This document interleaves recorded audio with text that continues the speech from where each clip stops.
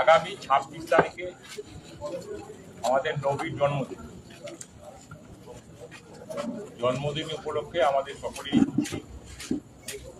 এই উপলক্ষে এখন কিছু কিছু নবী কমিটি আপনারা প্রেসিডেন্ট করেন, প্রপার পারমিশন রুট আমাদের আছে, তবু আপনারা রুট কত লোক হবে করে পরবর্তী জমা দেবেন। কোনো রাস্তা অবরোধ করা যাবে না, ন্যাশনাল হাইওয়েতে ওটা যাবেই না। আমদা রোডও একাধিন উঠছে, কিন্তু একটা সাইড দিয়ে যাবেন। আর কোনো রোডই পূর্ণাঙ্গ বন্ধ করা যাবে না। উচ্চাঙ্গ স্বরে এটা মাইক বা ডিজে বাজানো যাবে না। নর্মালি যেমন বাজান নিশ্চয়ই বাজাবেন, তার মধ্যে যেন একটা বিশেষ কারণ না যে নাম নবী যেন পালিয়ে না যায়, সুন্দর করে ভালোবাসে মিষ্টি সাউন্ডে থাকে এরকম করে করবে। এখন তো সব হচ্ছে ঠাকুর দেবতার নবী সব দৌড়ে পালায়, কেউ থাকে না। আর কিছু আপনাদের ইয়ে করবেন, কি বলে ভলেন্টিয়ার করবেন, যাতে করে বোঝা যায় যে এরা ভলেন্টিয়ার, তাদের সঙ্গে আমরা কথা বলতে পারবো।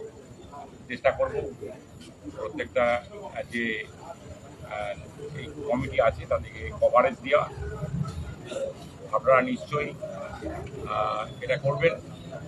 প্রথম কথা হচ্ছে, যদি কোনো জায়গায় কোনো প্রবলেম হয় সেখানেই দাঁড়িয়ে যাবেন, পুলিশকে বলবেন। পুলিশ যে এটা ঠিক সেটা করবে। মানে বক্তব্য হচ্ছে অনেক ইয়াং ছেলে থাকে, দেখে নেবো, এইটার মধ্যে যেন না।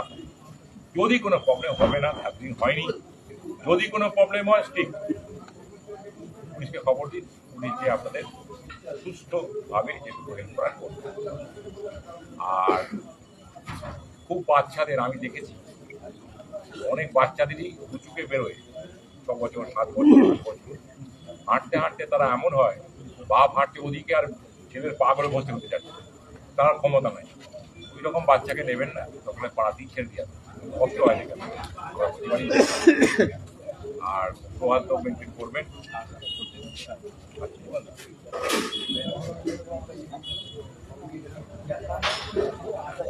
আর কমিটিরা যেমন ওই মহরমে ফর্ম ফিল আপ ছিল, বড় ওই ফর্ম দেবে। এখন তো হাইকোর্টে লাগছে, একটা করে যখন আসবেন এই দরখাস্ত নিয়ে বড় ফর্ম দেবে, ওটাকেও ফিল আপ করে সঙ্গে দিয়ে যাবে। আর সবই ঠিক আছে, ভালো করে করুন, ক্ষতি করা যেমন হয় এবারেও হবে। সৌহার্দ্য বজায় রাখুন, শান্তপ্রিয় হয়ে থাকুন, মাইক কম বাজান এইসব। আর এমন বড় ওই পতাকা নেবেন না যেটা ইলেকট্রিক ফিল্ড দিয়ে লেগে নিজেদেরই ক্ষতি হয়ে যায়। এখন বর্ষাকাল, যে বাঁশটায় ধরে থাকবেন, যে পাইপটায় ধরে থাকবেন, দুর্ঘটনা ঘটে গেলে বাবা আর ফিরে পাবেন। আর নবী দিবসের দিন আপনারা অনেকে বয়স্ক লোক আছেন, আমাদের এখন গেঞ্জিকে নিয়ে খুব প্রবলেম। গেঞ্জি মানে হচ্ছে চ্যাংরা, আমার ভাষায়। ওই নবী দিবস মানেই 3 জন চাপবে মোটরসাইকেলে, চা খেতে যাবে কোলাঘাটে, তাহলে চা খেতে ঠিক শান্তি হয় না। আর তারপর দেখবেন ওই আপনার না হোক, বোন না হোক, বোন না হোক, কেউ না কেউ গাড়ির তলায় বা অ্যাক্সিডেন্টে মরবে। যখন যার যাবে তার সারা জীবন গেল। এটা মাথায় রেখে, বিশেষ করে আমি আবার বলছি বাবা, মাছলায় একটা দীর্ঘদিনের কালচার হচ্ছে হেলমেট না পড়া। এই তো স্যার আমার এখানে ঘর, স্যার আমি তো এই দুটো শাক কিনতে এসেছিলাম। এবারে অনেকগুলো করে টাকা এখনো পর্যন্ত আমাদের উপর তো করে একটাও হবে না, আমরা এখনো পর্যন্ত চোখ কানে করে যাচ্ছি। শুধু লাইসেন্স আর হেলমেট 6,000 টাকা হলো। এরপরে ইন্স্যুরেন্স ফিন্সুরেন্স দেখলে মোটামুটি তোমার মোটরসাইকেল হেলদি আসতে পারে, 1 নম্বর।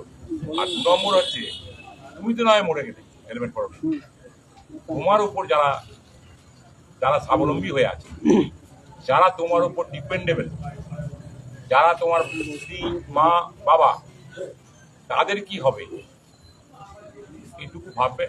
আমাদের কি মনে হয় আমার কিছু হবে না, ওর হবে, এটা আমাদের মানসিকতা।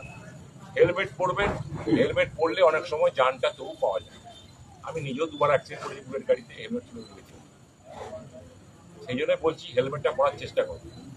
শুধু পুলিশকে ভয় দেখিয়ে হাতে থাকছে, করছে না। এখানে পুলিশ আছে, করে দেবো, আবার করে দেবো। এগুলো না করে নিজেকে ভালোবাসুন, নিজের জন্য, ঠিক আছে? আর কারো কিছু বলার আছে?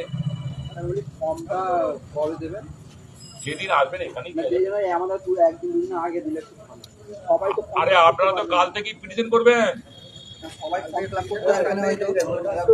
এই দাদা, আপনারা কালকেই পিটিশন করতে আসবেন তো?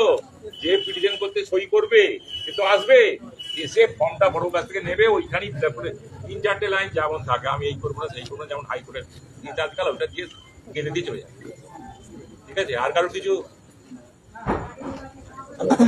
ঠিক আছে, থ্যাংক ইউ, ভালো থাকবেন সবাই।